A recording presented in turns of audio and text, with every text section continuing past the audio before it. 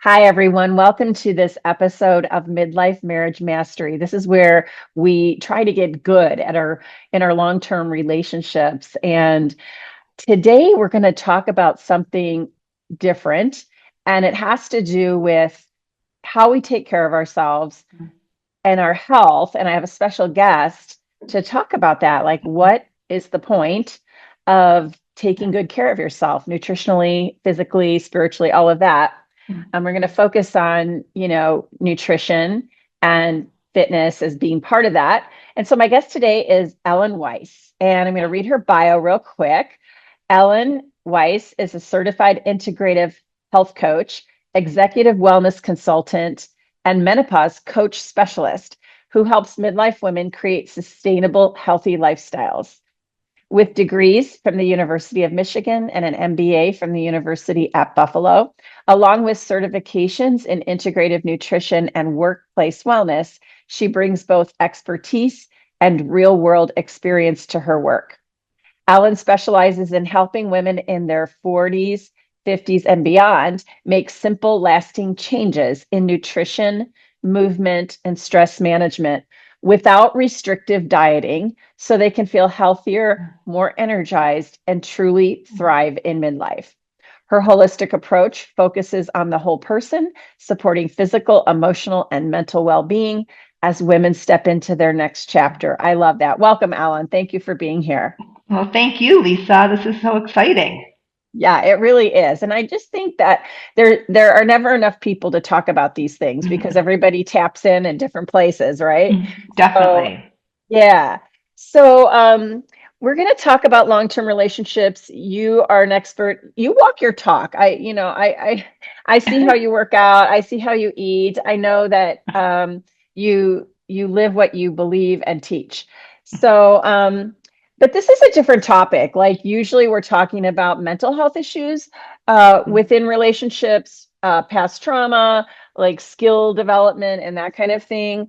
And this is a different piece. Like, what does having good health have to do with long-term relationships? So, my first question to you is when you look at long-term relationships, what is the connection that you see between how someone cares for their body and how they show up in their marriage? I mean, I think there's a lot of connection. And, when you think about health and wellness, I always like to say we start with food and exercise, but it's so much more than that. Like you've said, it is the emotional well-being, the mental well-being, social well-being, spiritual well-being. But, we need to take care of our bodies, both inside and outside, first and foremost for ourselves, so we can be the best version of ourselves for our significant others, for our family, for our friends. Um, but it's really important to make sure that we are strong. Like I said, both inside and outside. It's not just how you look on the outside, it's also how you feel on the inside. And I think that what really can lead to building strong relationships. Yeah, I mean, I can relate to that so well. I don't like when I was young and was having babies and I was really into working out back in those days. As my kids got a little older, I tapered that back into more yoga and sort of low impact stuff. And I've always been, somewhat pretty conscious about my diet. Mm-hmm. And as I've gotten older, and you can relate to this, we're now grandmothers and we have to bend over and pick kids up That's it. and manage physically in a way that we don't remember 30 years ago when we were doing it, right? It takes a lot. Um, but getting back to the women in midlife, a lot of them feel exhausted or Mm-hmm. disconnected from their bodies. Mm-hmm. So, how does that impact emotional availability and connection with a partner? Well, when you say, just the word exhaustion, I like to say, and, to me, the first thing I think about is sleep, getting enough sleep. Yes. Sleep is really your superpower.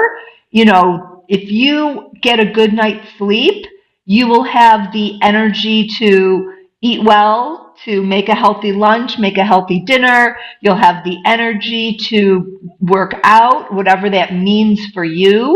And you'll have the energy to connect with your loved ones, with your spouse, with your kids.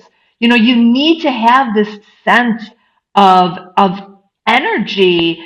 And how do we get that energy? Well, food is fuel, so we have to eat the right kinds of food. And our body is a machine, and we need to move our body and take care of it. And that includes sleep, that includes nutrition, movement, stress, all that stuff comes into play. There's not one easy fix in life. I think that's something else that we've really learned. It's something that you kind of need to work on every single day. It has to be part of your daily life, your daily practice.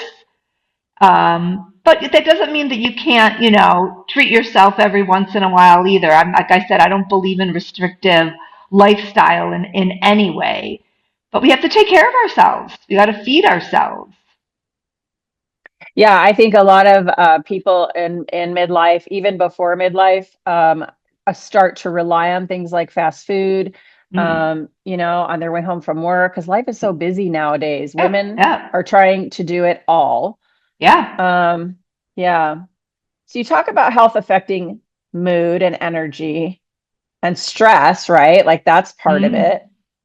How does unmanaged stress or low energy actually show up in a day-to-day marriage dynamics? I mean, I think that stress can show up in a lot of ways.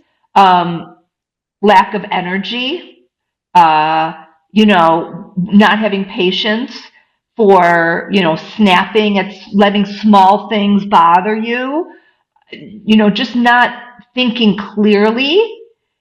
And, it's hard to connect with our loved ones when we don't have that sense of clarity and energy. Relationships take work. I mean, that. That's your expertise. Yeah. And, I think in order to show up and be the best version of ourselves, we need to feel good about ourselves. We need to feel good how we, not only how you look from the outside, but how you feel on the inside. And that, again, that's eating the right food. That's moving your body. That's good at getting a good night's sleep. And if you take care of yourself, you will have the energy to commit to your relationships, commit the time, and the energy that it takes for a strong relationship. Yeah. So what one of the more sensitive areas that I want to talk about is intimacy. Hmm. So from your perspective, how does physical health influence not just libido, and I think it probably does influence libido as well as hormones, right? Physical Mm-mm. health and hormones, but the confidence also and the willingness to connect physically. Yeah. Well, let's just start off with hormones, just to kind of get that out there. Yeah. I mean, yes, women of our age, our hormone levels are decreasing. So, please talk to your doctor about that. Let's just start right there. And then other things that you can do to sort of help with your libido, is, making sure that you're eating the right foods so that you have the energy. But I think there's certain things that we can put into practice to make sure that we're showing up. We're showing up in making intimacy a priority and Mhm. feeling the best way that you can. But it takes work when you're in a relationship, and you need to kind of communicate that with your loved one. And it should be a priority. And make sure that that is something that you're thinking about on a daily basis. How do you want to show up to make sure that you are, physically, emotionally, mentally present for your loved ones? Yeah. Yeah, you're right. I mean, it does take a lot of work. And I think it does take prioritizing those things because what typically happens is we get so busy in midlife with all of the other priorities, Mhm. which often tends to be the kids Mhm. and going to all the events and all the things, and by nighttime, you're kind of exhausted. Mhm. And I think that we often, I'm going to put this in quotes, let ourselves go. We Mhm. just let ourselves go. And both sexes do it. It's Mhm. not just one or the other. What happens when one partner starts prioritizing their health and the other one doesn't? And how Yeah. can they navigate that health gap without creating distance or resentment? Mhm. I mean, first of all, I really want to applaud anyone out there that is committed to their own health and wellness because it is time consuming and it's so important. And sometimes we have to make ourselves a priority. It's like that saying that we got to put the oxygen mask on ourselves first.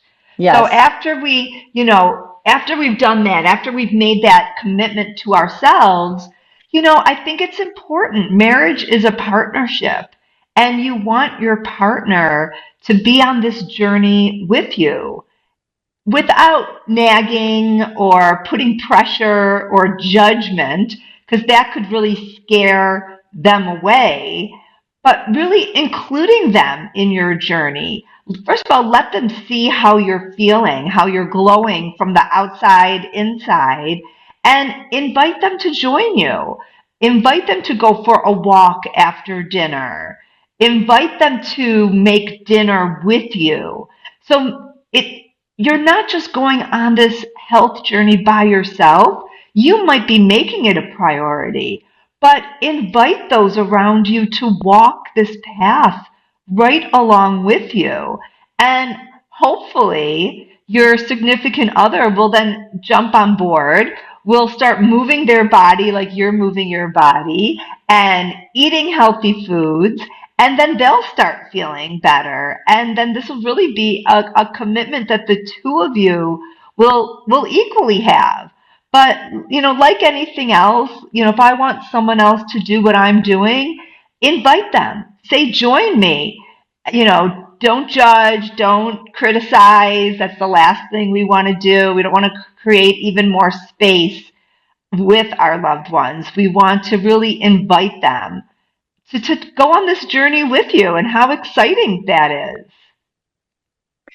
Yeah, and I think that one person starting the journey can actually inspire the other person. And I also know it could do the opposite. Mm-hmm. The partner could feel threatened, you know. So maybe as they're invited, they could say, "Well, I'd love for you to join me on this journey, and I don't have any expectations, like you do you, you know." Mm-hmm. Um, Mm-hmm. but I'm probably not going to buy the gallon of ice cream anymore or whatever. Like if Right. you want to go buy the ice cream, that will be your thing.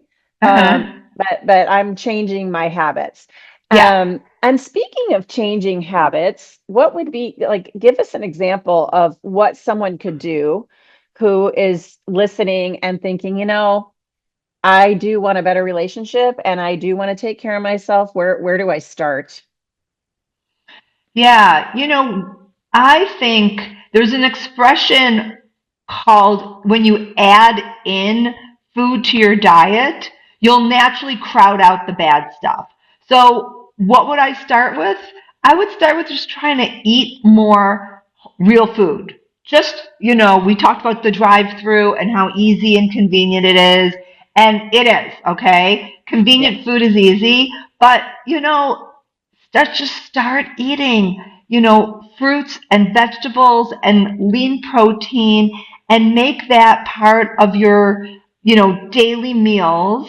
And as you're eating more healthy, you're naturally crowding out the junk, the processed foods, you know, easy substitutions. Instead of white rice, have brown rice. Instead of a white potato, have a sweet potato. Experiment with other grains, with farro and quinoa instead of the white rice. instead of fried chicken, make some, breading and bake the chicken. Find ways that you can do simple swaps to what you enjoy eating. And then I think you'll naturally feel that sense of energy and satisfaction by just making a few changes. And I really believe in that 80-20 lifestyle. I don't believe in perfection. I don't believe in restrictions. So, yes, you can still treat yourself 20% of the time. And if you really want that ice cream that's still in the freezer, and if your spouse has 2 scoops and you want a half a scoop, go for it. Why not? So yes, you should still treat yourself, but the more that you are feeding, the more that you're fueling your body with good food, you're not going to be hungry for the junk. It makes so much sense that you say that. And I have never been a dieter or I've never done anything extreme. But what I have done is I've read a lot of magazines over the years, and I have picked up little things here and Mm-hmm. there. Here's one, avocados. Avocados is a healthy fat, and it's high in fiber, right? Exactly. So Yes. who doesn't love avocados? I mean, I love guacamole, and Yeah. that's where most people get their introduction to avocados. But I will just eat them sometimes just alone or with eggs, Mm-hmm. or sometimes I will put it on a piece of toast Mm-hmm. with maybe a little arugula or something like that, or Yeah. microgreens, right? Like you could Uh-huh. just experiment with different things. Yeah. And it's interesting because I just bought a book. Now I'm almost 68. So, I've been around for a while, and I've incorporated a lot of things, but I'm not done learning. Like Mm-hmm. I still need to tweak. I still need to work on my fitness. And so I bought this book. I think it's called Medical um, something food. I mean, it has to do with Mm-hmm. fruits and juices and things like that. And Okay. they're healing. So Mm-hmm. these particular foods are healing foods, according to the expert and the author. And so I just got it like 2 days ago, and I can't wait to just dig in because I feel like Mm-hmm. I might not do all those things in there, but I might do Mm-hmm. one. I might incorporate one. Right. Um, do you have any examples of books or anything that you would suggest for someone to start getting some ideas and started? Yeah. Like I said before, I love the ideas of swapping things out. And there was this whole series of books called Eat This, Not That. And it's Uh-huh. just real easy things where you can swap things out at home, at restaurants. I think that's kind of a fun and easy one. I think sometimes we're all different, we're all individuals. But, go to a bookstore and spend an hour in front of the health and wellness section and, thumb through some books and what really speaks to you. It might even be a cookbook. Mm, How to take your favorite foods and, make it, healthier for you and your loved ones. It might be, a salad cookbook about how you can make really healthy, gorgeous, colorful salads that you'll look forward to eating. So I just kind of say experiment and do some research, see what really speaks to you. There's so much information out there in social media, but some of the information is really good. So kind of see, who are you following? Like, who speaks to you? Um, and follow those people and learn from them and see what little tips and tricks they have. There's, like I said, sometimes the information out there is overwhelming. Sometimes it's too much information. And that's when I would say, just go back to the basics. Eat your fruit, your vegetables, your lean protein, and go for a walk. Like, how we can't make it any easier than that. You don't need a fancy gym to get into shape. You don't need a lot of equipment. Start off by just going for a walk. And then with exercise, if you want to add to that, I know there's, the weighted vests are all over the place right now. I use one. Oh, Yeah, but so that could be like your next step. Like do things in increments, do things slowly. And of course, always talk to your doctor if you're going to try something new. But, go from walking to using a weighted vest. And then after that, speed up your walk a little bit, get that heart rate up. So I just think experiment and see what works for you. And don't pay attention to the number on the scale. I don't really believe in that. My philosophy is, how are you feeling? Do you have more energy? Are your clothes fitting you better? Is that one of your goals? I think we all have different goals. I think, like you said earlier, being a grandmother, if your goal is to get on the floor with your grandchildren, yes, yeah, then practice that. Even yeah. literally practice sitting down on the floor and practice standing up, because it's work and sometimes it takes practice. It's a lot of that, and it's. I think squats are a really good thing to do. Squats and forward folds because you'll be picking up a lot of Yeah. toys and And things and like engaging that. your core. Don't forget to engage your core when Yeah. you're pulling those little ones up and chasing after them. That's something I think I do because of my 20 plus years of yoga practice. Mm-hmm. I've learned to bend the knees, take the hips back, Uh and focus huh. on the core when I pick a Uh-huh. baby up. But a lot of Yep. people don't do that and they hurt their backs, right? Exactly. Yeah. If you could shift one belief that midlife couples have about health and fitness, something that's quietly hurting their relationship, what would it be? That you need to make a huge drastic change. You don't need to make a huge drastic change. Everything is baby steps. Make it easy. Make it fit into your life, into your lifestyle, because then you'll stick with it. As I Yeah. said a few minutes ago, there's no quick fix. You want to try a quick fix, it's not going to work. It's going to backfire. So take baby steps. What small things can you do today for your health and wellness? What's one thing that you can add into your diet? So go slow and see what works and see what you can stick with, because that's what we want to do. Is we want to make a commitment and we want to stick with it. Yeah, I did a video last week. I went for a walk and I talked about starting over. Mm. Because I feel like I start over a lot because I get sick, I get Mm, sick. mm, I also mm. have the cold sore virus and that Uh-huh. drags me down. And so Uh-huh. whenever I'm down, I don't want to work out. So I keep starting over. And so today, for example, my daughter was at a park about 2 minutes from me, really. But walking Mm-hmm. distance, it took me 11 minutes to get there. And Mm-hmm. I said to her, I'm going to walk to the park and you can drive me Mm-hmm. home. So I got a little 11-minute walk in. And then I realized, oh, I could just, if I want to do a 20-minute walk or 22-minute walk, I can just walk down to that park and walk back, right? Like, so increments. I love that you Yeah. said that because Yeah. you can start with a walk around the block. You do not have to Yeah. go a mile your No, first right. time.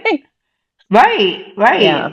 Yeah. And we're here in Phoenix, Arizona, where the weather is gorgeous, but I'm sure you have listeners on the East Coast, and the weather's finally getting warmer, across the whole country. So after dinner, go for a walk and appreciate the outdoors and, take in the beauty of what's surrounding all of us.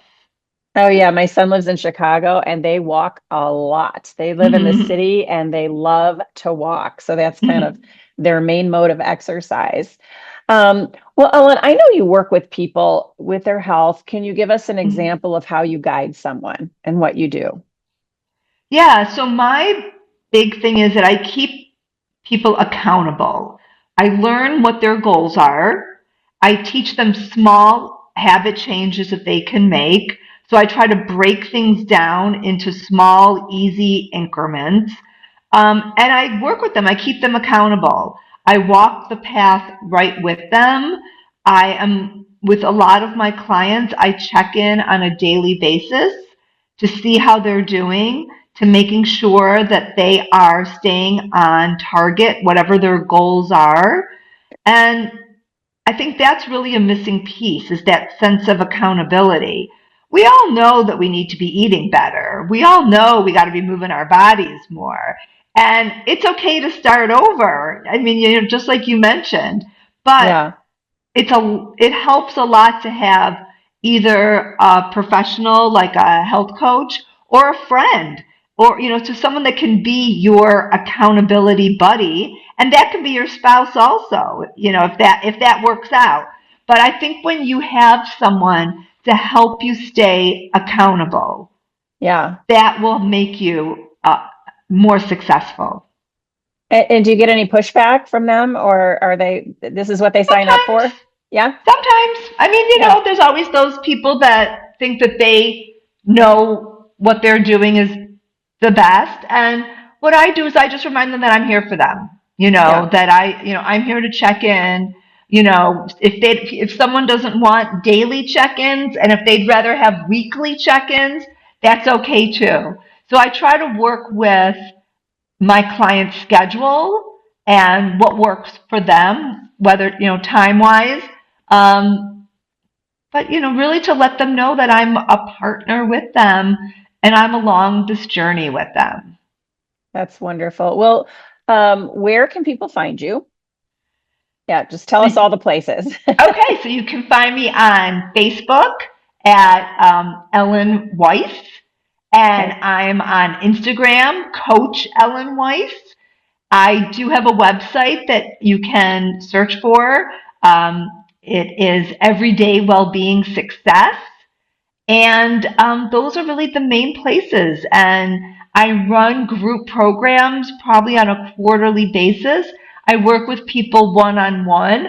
But if you have a group of people that you would like to get together, that's kind of the way that I make it fun. I like working with groups because we're all there supporting each other. That does sound like fun, and you can be more accountable because you got this extra support. Yes. Well, wonderful. Well, those links will be in the show notes. And Ellen, thank you so much. I You're appreciate you joining welcome. me today and sharing your wisdom with us. And so, for those of you listening, go look for Ellen and get some more information from her. And thank you for being a part of our podcast today. All Well, right. thank you. Yeah. All right, everyone. Enjoy the art of mastering. No, how do I want to say this? Master the art of being together. Yeah, there you go. Have a wonderful day, and thanks for listening.